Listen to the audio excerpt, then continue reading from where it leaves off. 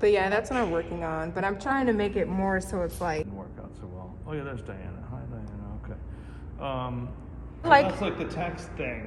Yeah. On the wall. Now he obviously uses like typography, like it's actual laminate. And then this is the paint stick. Yeah, oil pastel. Oil pastel. Okay. Yeah. Is this and this is a different one than you were working on the other day in the other corner? No, it's same one. the same thing. Ah, that's what I was wondering because I remember this shape. I walked by and you had that something going on there, and it was all pink. So this is the same painting. You just went right over it. Yeah, I did. I was so like not feeling it. You weren't, but I like the surface you get. Me too. It's like rough and messed up, like covered, rough, scrapey, scratchy surface. I made this PowerPoint so you could see. What's happening here? I don't know there either. It's starting? Yeah. You gotta start somewhere. It's oil paint, and then I just went overdose with the turpentine. Sorry, okay. This is what I have. So this is what I showed in Barack's class. Okay. There's 2 text pieces. It's not looking good. That's okay. Oh, there we go. We look, You look good. It's me. I'm an old grimy old man. Okay. these are the text pieces I made for class. And what I do is really I collect like screenshots from Twitter or things that I'm thinking throughout the day. And I'll write them in my notes on my phone. And then I'll go back to see like what text do I feel like I could experiment. Like right now, I pulled one from my phone and it's tension is necessary for innovation. So right now I'm just exploring to see what that will actually look like on the canvas. So this was during critique last week. So people were looking at it. And then this one I experimented with putting words back there, but then covering them up, which is not typical because usually I just write the text and it's just like, okay, there's the text. But this one they seem to favor over this one because okay, go ahead. Why? they felt like the text here was painterly. So I was like building up layers, right? So I was like, oh, okay, maybe I should explore that more. Yeah, I like it visually. That kind of thing, the ghosting of the ghosted text there. Yeah, I'm just still trying to figure out what I actually want to say on the canvas. Yeah. You know? Yeah. So it gets kind of tricky, and I'm like, what should I put? What shouldn't I put? So I just started putting everything. There he is. There's Sean. I mean, it's like a palimpsest kind of thing. You know what a palimpsest is? No. That's an old from like old medieval manuscripts because vellum that they used to put in that paper, they wrote on vellum, but it's an animal skin. Oh. And it's really, it was, it's hard to get. It's kind of valuable. So instead of writing, if they're writing manuscript, or even, if they're drawing, whatever it is, a manuscript, Bible text, whatever it is, they would reuse the same piece of vellum, sometimes over hundreds and hundreds of years, you know, in some monasteries. So they could never totally get rid of the other stuff. Right. So there's always these like ghosted text under the main text, and that's called a palimpsest. Oh. So that's kind of what you're doing in that one. It has that feeling. Okay, I like that. There's a history, so it kind of goes a little bit of history of like paintings with words, going back to like illuminated manuscripts from the European Middle Ages and stuff. So what's that? That looks like it's very fragmentary. What do you mean? It's not as fragmentary when I read it out loud. That's pretty funny. I had to read it out and say it out loud. I was like, oh, I get it. And just looking at it in my head, I was like, that's I kind of fell for that. Kind of got me. The space and the dash. Like I was like, what? This is disconnected. Okay. Yeah, that's what So another thing too is trying to figure out like how I want people to read it out loud. And I know people will read it in their head and be like, what? When you read it out loud, it's like punctuation. Yeah. It's like figuring out how long of a pause do I want people, how long do I want them to sit with a specific phrase. It's like poems, when they design poems a certain way, it's because they want you to read it in a certain way. So I just picking up on that, because people do design poems. Right. Also, but I've been just collecting a whole bunch of images. So like all these memes and stuff. I Was just, that on your Instagram the other day? yeah. Yeah. So I have issues because it's like I'll post on Instagram and then I think, wait, can I still use this? And the answer is yes. Yeah. So I made this video. Shut your bitch ass up before I get to talking shit about you. All found. Hey, I showed that in class the other day, and I'm taking this space class with David Roy. oh yeah, David. Yeah. And it's so cool because like we're about to send a whole balloon up to space. Oh yeah. So I started thinking about like, oh, like how could I incorporate space conceptually? But then starting to think about like everything really is just a portal. Like everybody painting something, like they're bringing you inside of a space or like a moment, a time, and like you have their attention. And like how long can you keep them funneling through your portal? Yeah, totally. So I started thinking about like videos, and I want to challenge myself to like see how long of a video can I make and have people sit with it. Like how? So is this why the paintings are getting less exciting? Yeah, totally. Yes, I'm just looking at them like, what am I supposed to put on here? Yeah. But we got a tour of the lab last night, not the photo lab, but the video downstairs in the basement. Oh, who was telling me? Alex was saying there's an animation studio down there. Yeah. And I was like, what? So something that I have thought about now, because, I was like, oh, I want these huge text pieces on the wall, right? But the other part of me is like, I'm not really into the whole laborious aspect, layers class, but I am going to finish a painting because I still want some aspect of like physicality in my work. So I'll take pictures and stuff so I can show. So this is what the painting looked like before. This is an old painting from like 2016 or so. Okay. Then I started adding works. Oh, the same painting. Yeah, this is the same one. Is it that one? Yeah. Oh, wow. Yeah. So I'm reading this text by Toni Morrison. Okay. It's called Playing in the Dark, Whiteness and the Literary Imagination. Okay. It's so incredible. Look at my... It's so good.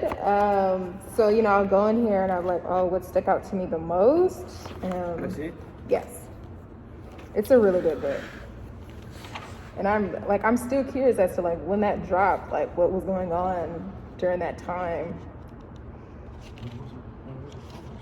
Oh, 92. It's still a young book. It's good. It's so small, but each page is like, it's a lot. Like I read the first 17 pages and then I took a month to just like sit with that. And she writes so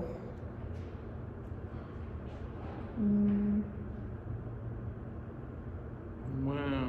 it's just very well thought, well considered, and not really trying to prove anything to you, more so just kind of like laymanly, this is what. This sounds good. Yeah, it's good. I'm almost done.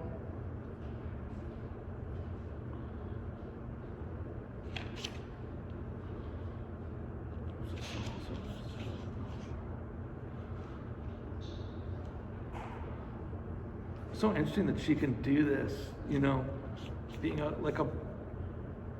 like Hemingway, is someone that a lot of scholars are going to avoid now because of just how masculinist it is, how Caucasian it is, the whole thing. But for Toni Morrison as a black woman, looking for other things, she can go right in there And just dive right into take it. it apart and know from a whole other point of view. That's what it needs too. It's amazing. That's great. Cool. Yeah, that should definitely be like a... Yeah, I gotta check this out. This looks really good. All right, excellent. So this is, some of the text is coming from there? Right here, the projection of the not me. It's kind of like, I wrote this blog post and I was just thinking about all the political impositions that are placed upon me. Like if I show a work, it's like, oh, is this because you're a black woman? It's like, no, maybe I was just feeling... Did you say that too? Yeah. Yeah, it's these impositions. It's like, someone would, socially something's taught, and then the idea is like every time you see a person perceivably who looks like that, you just align it with, it's almost like a stereotype. And it's incredibly frustrating because my whole ethos is working out of bounds and outside of framework with the capacity to navigate these spaces as I see fit. But I don't like the idea of like the assumption that I identify with this because I look like this or I talk this way. It also like keeps me out of other things that I'm also interested in. So I took the projection of the not me, then size and contemplative nigga. Then I added a face here. That's what I see, and that's what I saw when I came around the corner again. And I honestly should have just stopped there and then just took a whole day from it. But then I kept going, and then I didn't like it. Like stopped here, but not done this black kind of thing around it, or the portal, the actual portal. Exactly. Yeah. It was not. Oh, that's the end. And then now it's here. And now it's got that. So now it's here. I do like this is happening here with the text. I did too. That with this how it's like in the other green one, it was less. The ghosting was there, but it was less legible. Whereas here, you can still read you can still read it mostly. I should have took a breath. It looks good. Yeah. Well, how do you know? You know. I mean, one thing that might help with that. Sometimes, if you have more than one painting going at a time, exactly, you can you don't feel so compelled to. Okay, you don't feel so compelled to like keep doing something on. If you want to work, you can still keep working, but you can let something sit. Exactly. So. That's why I pulled out. I started this one yesterday. I brought it to campus. I said, tomorrow I'm working on 2. Yeah, okay, yeah, no. I'm not just going to sit here with one, especially because the size is not incredibly big. Right. So it's like... And then you're here at school, you're like, I got to work. I got to keep going. Yeah. And I don't want to just, so... Right, sit here and stare at it, but it can be, sometimes they just need time. Yes. They need a break. And so is the text, like with the projection and kind of more... If I'm understanding it right, it sounds like you're going to you're going to make movies without so much found footage, but with more images that you're going to take with a handheld camera. That too, because you're also going to use the text. So I get itchy. You're also going to use the text that you're collecting as part of as something you're going to project. Yeah. And are you going to? Well, I guess you don't know, like how you get the text in the film. Are you going to? Well, not the film per se. Editing or not the film per se. Like, so I have a little bit of text in the film, but it's usually it has like a subtitle effect. Oh yeah. Whereas like with the projector, instead of painting on a big wall, I love pizza. Instead of painting that for like a handful of hours, I'm just gonna go on Photoshop. I love pizza and the mural, like a mural effect. Right. Yeah. So I was like, oh, I can do that. So I'm going to experiment with that next week in advanced critique with Larry. Okay. And kind of see what the feedback will be. So yeah, I mean, there's a design aspect. Yeah, there is a topography design aspect of this thing. But at the end of the day, the language, what I like, this talk that I found, the language is accessible. So in that regard, kind of what that's your portal too. Exactly, through language. Yeah. And sometimes people get a little bit upset. They're like, Suni, like, you know what we mean, right? Like the insinuations, right? But even though I understand what somebody may mean, I just feel like it should be articulated in a way that is just kind of like cannot be argued, could be meant any other way.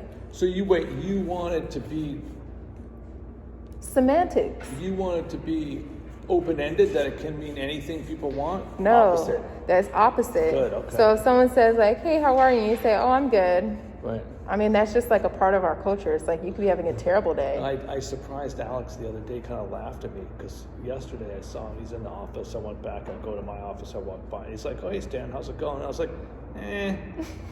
And he totally was like, laughed, which is kind of fun, which is also funny, because I was like, no, it's not good. And he laughed, right? Like, you're not supposed to laugh when someone's not having a good day, but it was funny that I didn't just go, oh, good, whatever, throws people off. But it's like things like that, or like, yeah, it's incredibly frustrating. It's like, Say something. yeah, it's like, Take some responsibility. some accountability, Yeah, some like, exactly. I like to call it like conviction. Yeah, there you go. You know, like No, have exactly. a little bit of conviction, even if you It's hard. feel like you made a mistake. Just like stand in that mistake, you know, yeah. like stand in it, not really like waver when someone mentions it, but it's like, yeah, that was an error, or I know that I can do this like stronger, but like I just want the text to mean exactly what it is. Like we talked about in Jennifer Moon's class when I took it, like temporal drags in language. Okay. And ever since we learned about that, I was literally thinking like, literally, yes. Like there are things that we use, What does like that mean? temporal drags in language, and like someone could tell me like using the N-word is offensive, Okay. right? But if we're thinking about it in the contemporary, I would argue that in some instances, contextually, it is offensive. But in other areas, in colloquial layman terms, it's not offensive. Okay. If I could argue, We talked about that in our independent study. yeah, I could argue the same for the B word. In some instances, it's incredibly offensive. In other instances, it's not. Bitch. Oh, Yeah. So it's like my ex-wife hates that word.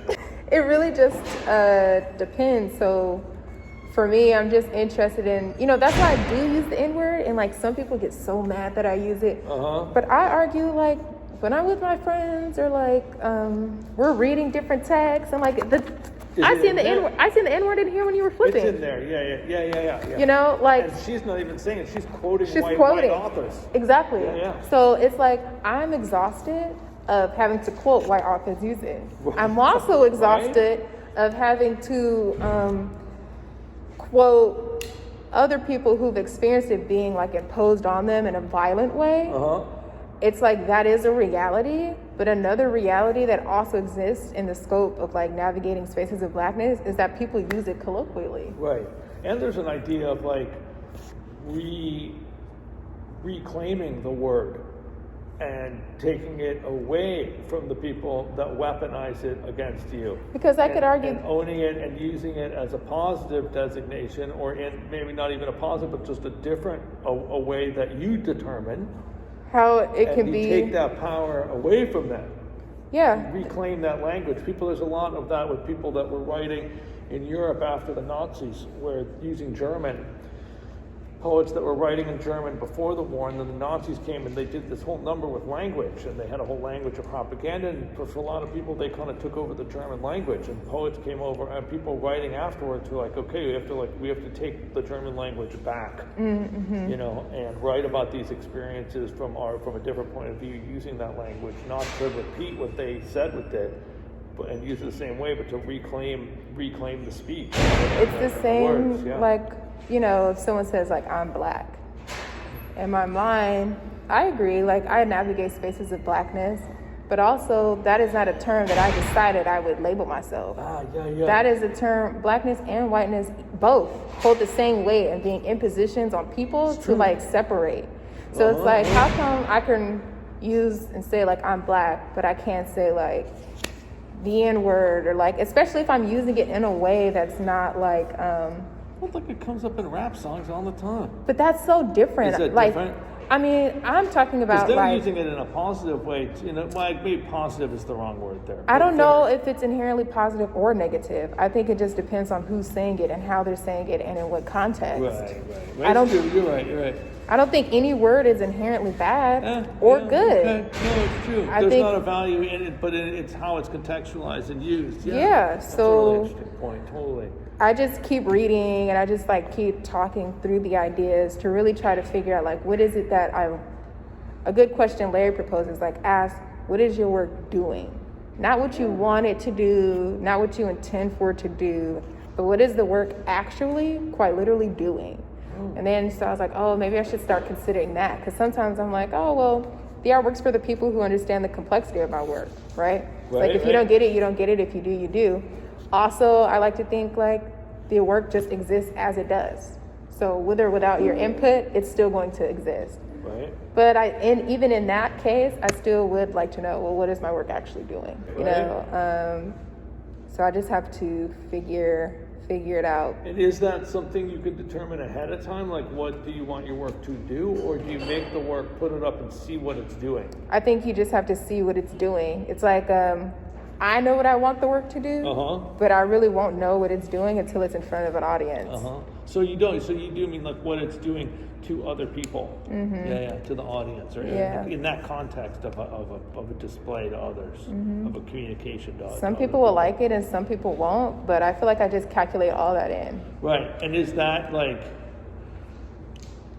you were just talking a little bit before about sitting with, like, would like creating discomfort be something you might want it to do? I think I've seen, I forgot where I heard it. I hear it so much, but it's like, it's provocative. It gets the people going. And I was thinking, like, sometimes, I've tried to like post-rationalize things and it's still translated. But then other times I'm like, outside of it being provocative and like arousing people in a certain way, I really don't, like, that's it. Sometimes it's sometimes it's to have the conversation. But so many people are frustrated with confrontation because now they have to sit with themselves and think, have I perpetuated this? But it's like, you need to sit with yourself and self-reflect. Have you? Are you biased? What type of biases do you hold? What type of prejudice do you hold? What type of stereotypes about yourself and me and others do you hold? So it's sure, it's provocative, but at the end of the day, now we're talking about it for 4 hours. So, so it's productive. So it's productive. It's incredibly engaging. So it's like, if I sit in a critique and we're talking about how offended, people are for 2 hours, at the end of the critique, everyone has self-reflected. So did my work not translate, or are you just upset that you have to sit with yourself? Right.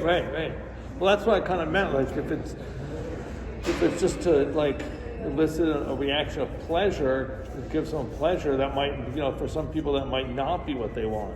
That might be a kind of not so productive, because people might not sit with pleasure that long. Or they might, but they might not. Whereas a kind of engagement with difficulty or discomfort might be more productive, because people will then they'll attack the work for making them feel discomfort. They'll try to project their discomfort back onto the piece or onto you. You know what I mean? And all those things perpetuate the experience. Whereas just some idea of like gratification of pleasure sometimes is like good, but then it's over. Like, I imagine there's no conversation. It's probably odd, but like, have you seen Mean Girls or no? No. What's that? Okay, there's this scene, and I forget her name. Is it a movie? Yeah. Okay. She's like standing, and like all this chaos is happening, and I start thinking, like, sometimes that's how I feel. Like, I'm